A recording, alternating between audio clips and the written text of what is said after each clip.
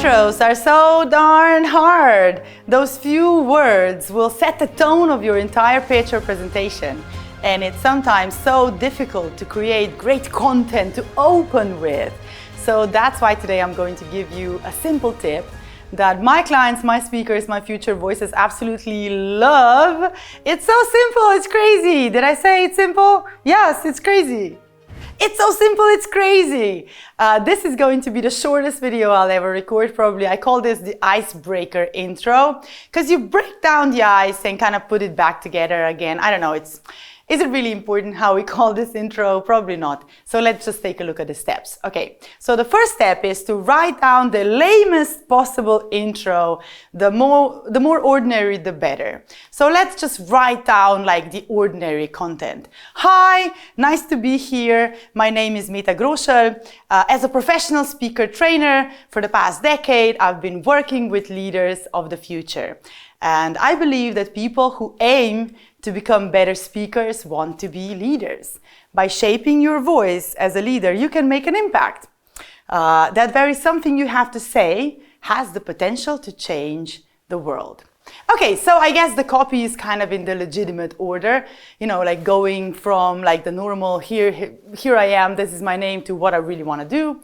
Okay, so the second step is now, all you have to do is just swap the order of these lines so that that very something special comes in front.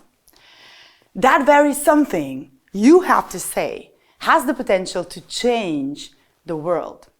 By shaping your voices as a leader, you can make an impact, as I believe that people who aim to become better speakers actually become better leaders. For the past decade, I've been working with leaders of the future as a professional speaker trainer. My name is Meta Groschel, and it's really nice to be here. The way our brain works is we first think of simple things to say, like here's my name, here's my address, my phone number, blah, blah, blah, blah, blah. So it's dull, yes. But then the more we think, the more information starts like bubbling to the surface. That's why the meaning of the real, like live questions you can answer only after you've had a bit of conversation going with somebody already or with yourself. You know, this way, when you write down everything and then reverse the order, the last thing you wrote down could just be potentially the most powerful thing you have to say. That's why you start with that. You lead with power, then get down to the boring facts and figures.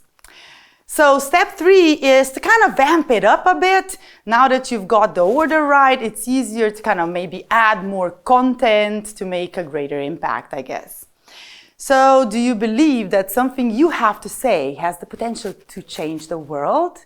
By shaping your voices as leaders, you can make an impact. And I believe that people who aim to become better speakers, who want to master the art of charismatic communication, want to lead with charisma. As you might know, that it is charisma that is the most powerful light you need to attract a following. For the past decade, I've been working with leaders of the future as a professional speaker trainer, and I strive to teach people the essence of charisma. My name is Meta Groschel, and it's really nice to be here. Okay, so this is a super easy trick that you can use when you've got no better ideas, I guess, and just have to create the first kind of resonance on stage. All ears are, of course, on the first sentence, because that very something that you have to say has the potential to change the world. The most precious thing when it comes to preparing your talk or a presentation is your time. In terms of time, it can be very stressful, as often you have more than one thing on your to-do list probably, and well, you probably want to do it well, get results, so no pressure, right? This video is about the first thing you need to start doing in order to both maximize the impact of your talk and minimize the time invested in your preparation. So let's get cracking. So the first thing you need to do when preparing content for your presentation is to take 120 minutes and just think about your audience. Dive deep into who they are, not only as a demographic, But as people, flesh and bone, the psychographics, their problems, their challenges, their issues, what are their pains, their fuck-ups, their failures, what do they fear? And how do they feel about that? So by analyzing what I call the 5 F's of your audience, you're going to get a lot of great content ideas, and your presentation will get done with more ease because you will understand your audience better. So what are the 5 F's? Okay, let's see. The first F is their fears. So when it comes to the topic you're presenting, what are the main fears your audience has in relation to that? When you know the fear, you can address that fear, either through a story or just an opening question, showing you, your audience, you know their deepest fear shows you know them. And this is a great place to start your talk. The second F is their fuck-ups.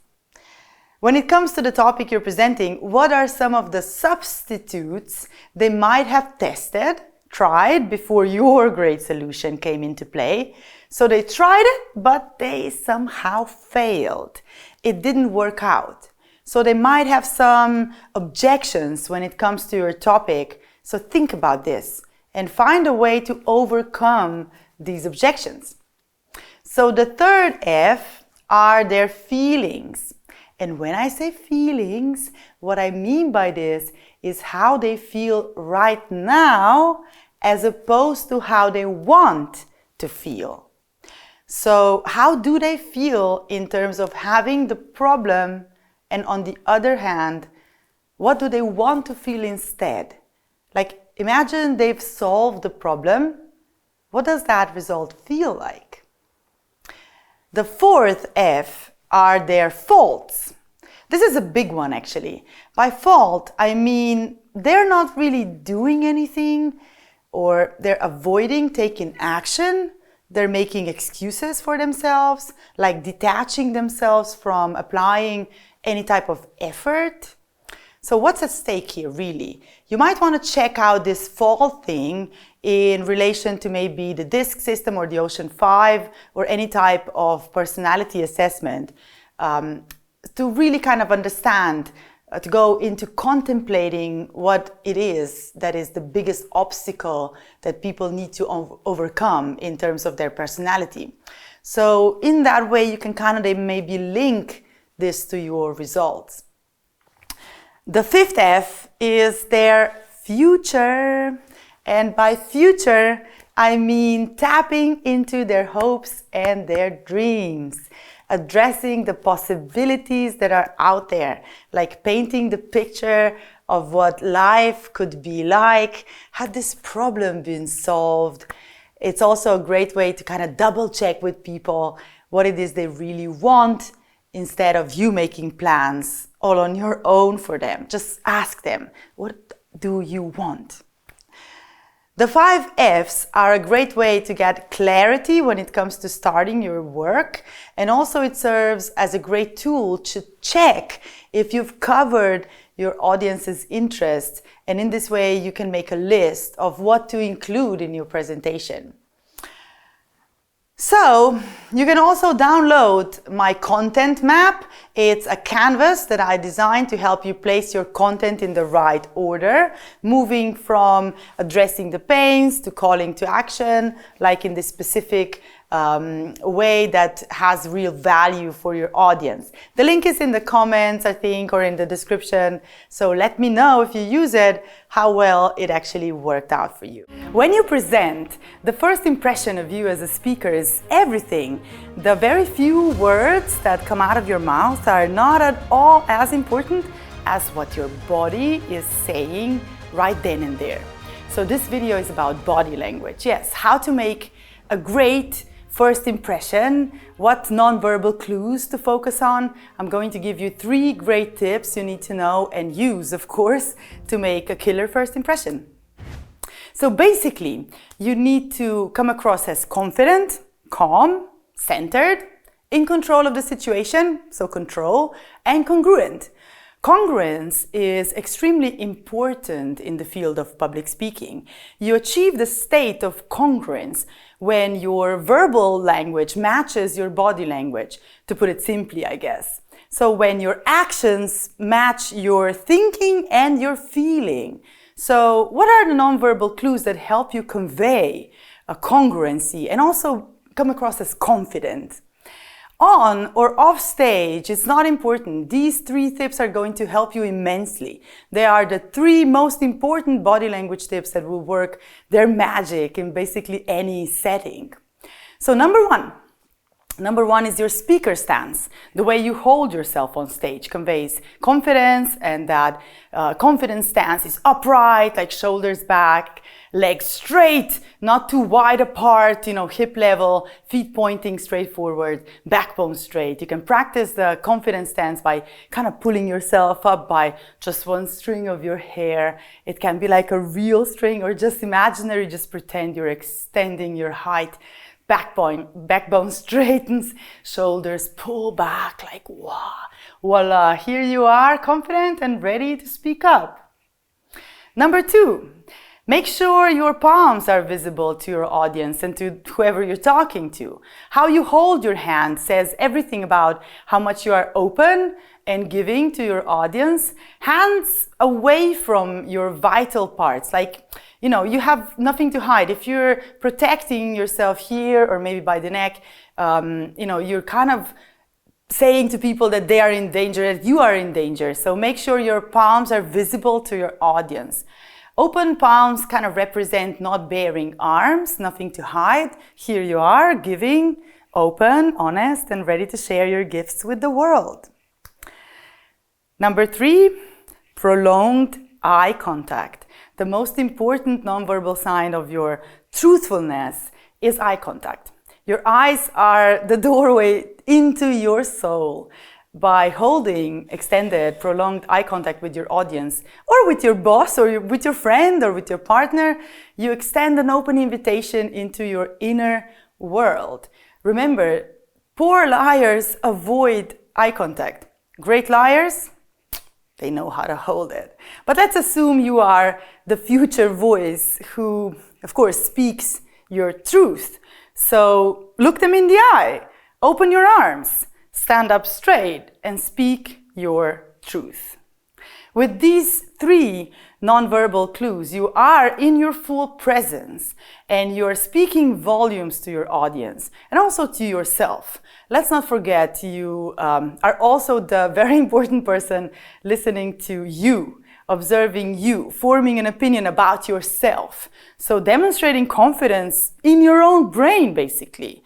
You're using your mind to communicate to your brain that you know what you're talking about and that you're ready to take the lead. So the number 1 most asked question I get from my clients is how to captivate audiences, how to hold people's attention for longer periods of time. And in my opinion, this is largely related to the dynamics of your voice. So this video is going to give you a couple instructions on how to best train your voice so you can achieve the best vocal variety when speaking. In other words, how not to be monotone and boring. First, let me ask you this. Have you ever observed how your voice sounds in comparison to the voices of speakers you truly admire? Is your voice timid, shy, soft-spoken? Are people asking you to repeat what you just said? Or are they not hearing you? Or maybe you have a feeling you're not being heard? Or you're energetic, loud even. Perhaps certain people are sometimes asking you to turn down the volume a little bit so the entire room doesn't tap into your private conversations. Or maybe they are kind of non-verbally moving away from you. They turn their heads back as you speak. So loud or soft-spoken. If you're stuck in a specific registry, in love, you're there with no idea on how to use the full range of your voice, how to animate your voice to engage audiences better than practice you must do. Now your vocal cords are muscles. And just like any muscle in your body, you need to train it to make it do what you would like it to do. That is to use the full potential, the range from the softest, quietest, lowest of the voices up to the loudest, the sharpest, the militant type voice. The more likely you can play with the dynamics of your voice, like the tempo, the volume, and also the color of your voice, which comes from emotion, the more likely you are to hold your audience's attention for a longer period of time. The best way to exercise vocal dynamics, and most probably the only way to exercise your voice, is to read out loud. And when reading, you have to kind of concentrate on specifics, like slowing down and speeding up. It's a bit like you're acting out different characters, like of a fairy tale, and each has its own kind of voice. So let's try them out. Let's do it. Let's see how this works. Okay, so I'm gonna borrow a quote, a saying from Shrek for this demonstration, something that Donkey said once. So let's try this out. Okay, so we can stay up late swapping manly stories, and in the morning I'm gonna make waffles. That's what Donkey says. Okay, so let's say the donkey has this soft-spoken voice, the voice of a lover. We can stay up late swapping manly stories, and in the morning I'm making waffles. Now let's try and make this more militant. Let's see if the general's tonality is gonna give it this fast, loud, sharp instructions. Okay, so the voice of a general, basically. We can stay up late swapping manly stories, and in the morning I'm making waffles. Yeah, it's fun. Now let's play with tempo a little bit. First one is to slow down. We can stay up late swapping manly stories, and in the morning I'm making waffles. Now the second one, I think this is the fourth one already. Speed up. Let's speed up. We can stay late swapping manly stories, and in the morning I'm making waffles. Now let's mash it up. Use all of those voices and different tempo to mix it up. Okay, let's see how that works.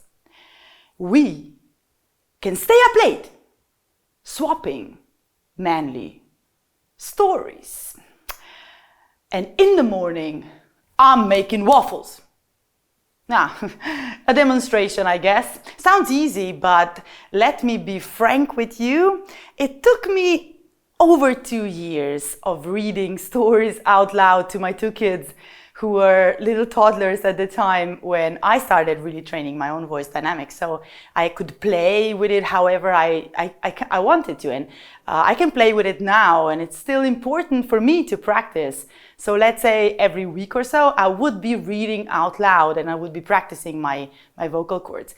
So if you want, you can download the vocal dynamics exercises on this link, and also, of course, subscribe to the channel if you haven't done so yet. So make sure that you really are dynamic with your voice, and you're gonna captivate audiences just like that. Great speakers never, and I really mean never, learn the words by heart, as this is the optimal way for you to sure kill your presence and charisma on stage. Never opt to learn your script by heart. In this video, I want to share with you the techniques that I use with my clients, with my speakers, to help them memorize the exact steps of their talk by making sure it comes through as natural as if you're just thinking of this on the spot. Number 1, do write the script, but then just let it go, throw it away. Actors, they learn a huge amount of text, and they do this by repeatedly reading their lines. However, it's also about how it feels when they read the lines, how it sounds like, how it's acted out. So you can read your script a couple of times a day, but don't try to memorize the words. Don't just learn it like it's a poem, but practice delivering the content as if you are already on stage delivering. Number 2, read your script just once every 120 minutes or longer. Make good use of your brain's ability to create long-term memory out of short-term memory. So the way this works is called reconsolidation. So every 2 hours or so, the brain would rewire itself in a way to store data that is supposedly important into long-term memory. So basically, if you're reading your script out loud many times a day in intervals, you will remember it better than if you just do it for like 20 times in the short space of an hour and really, make yourself really tired. And then 3, forget the script. Start practicing your flow. You see, these pages of words written on them, this is your script. Stop clinging to these sheets of paper as if these words are just there, on this piece of paper. They're really inside your head, they're inside your heart. So thinking that these particular words that you have written down are the only good words, that's really bullshit. So rip up the pages and start trusting yourself. You have prepared. You've drafted, you've scripted, you've practiced.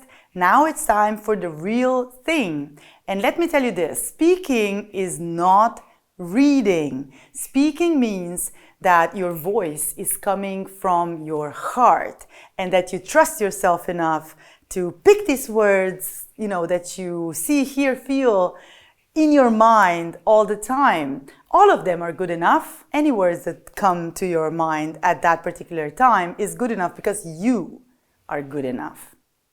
I do this every time I have to give a talk or a presentation or even a workshop for that matter. I write down the flow, the order in which stories and content and calls to action and quotes, basically everything I have prepared. The trick is to remember how that order goes.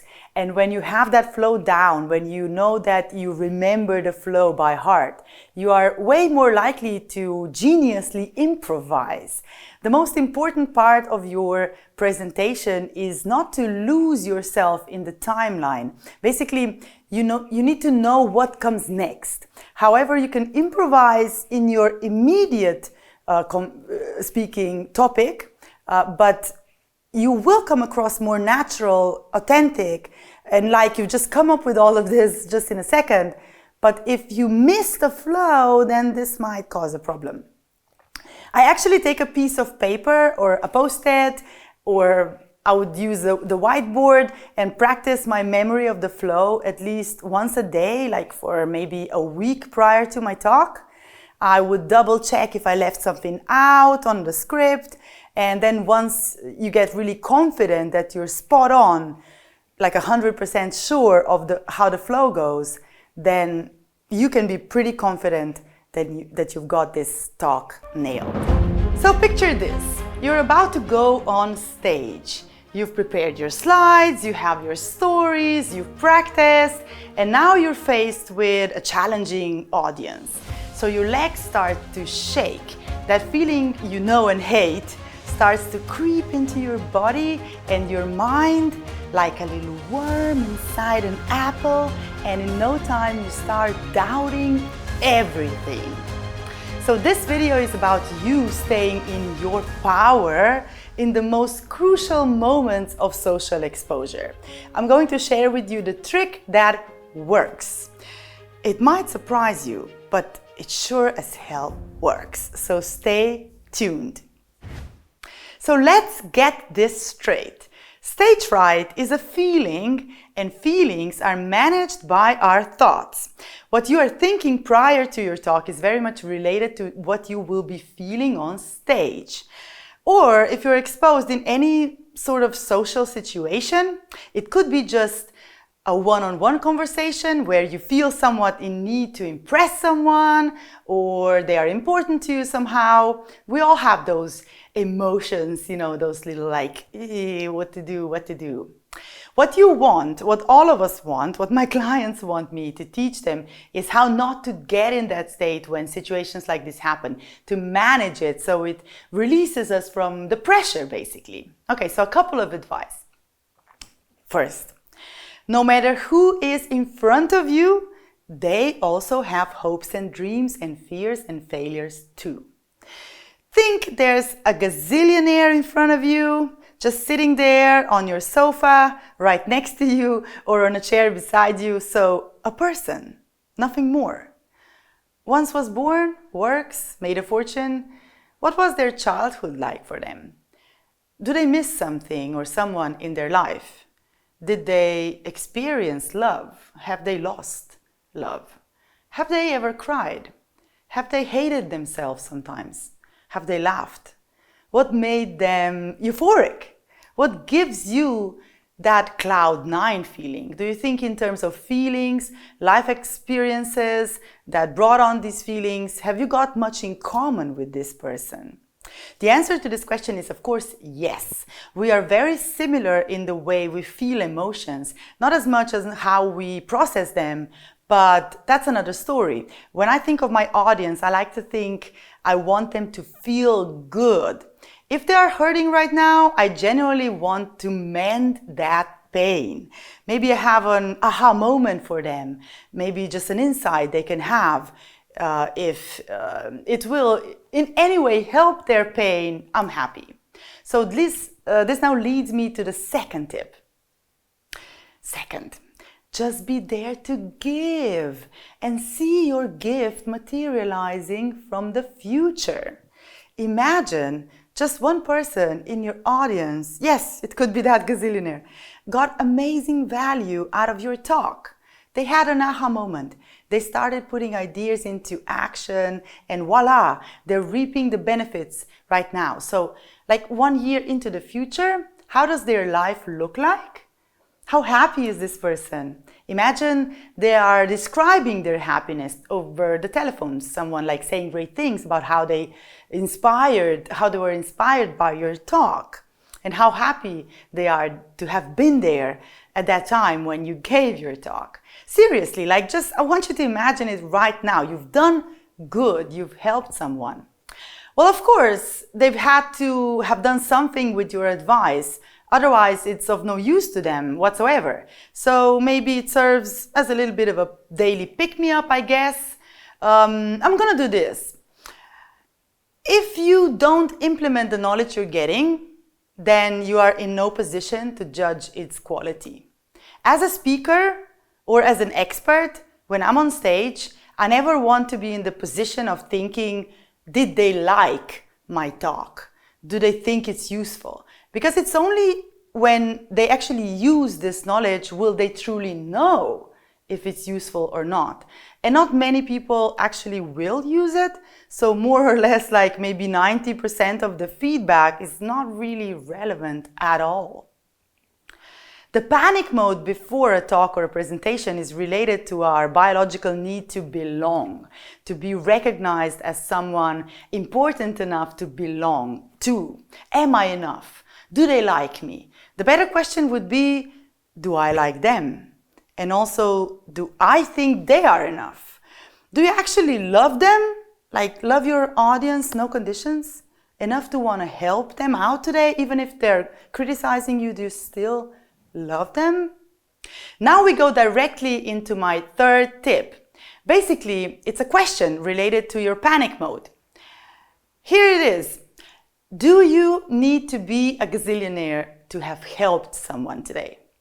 Do you need to have a PhD? Do you need to have all your ducks in a row already to deliver any kind of value to another human being? Now, I'm pretty sure you and I both agree that everyone has the ability to help, to shape, to support, to inspire someone else. Like words, are free, but they're most valuable when they're put to use. So instead of thinking about who you are, think about who they are. Focus all your attention and energy on the people sitting in front of you. Don't just think about their judgments, but think about their pains. Feel their pains, feel their consequences of that problem is creating for them in their lives. Feel it deeply and care deeply for them. No matter how they are behaving towards you, it doesn't really matter. Trust yourself. You will be able to do everything in your power to give a certain solution, but it's still their responsibility to implement it. So whether you're successful or not in your talk is kind of beside the point. Kind of knowing you have done your part in supporting someone else is already enough. What you can do is download a visualization exercise, a meditation exercise I have recorded for you to use prior to going on stage. And while, of course, also practicing, this will help you get in that state, the state you need to be in, that is contrast to the panic mode, and you will really come across as the pro speaker that you are.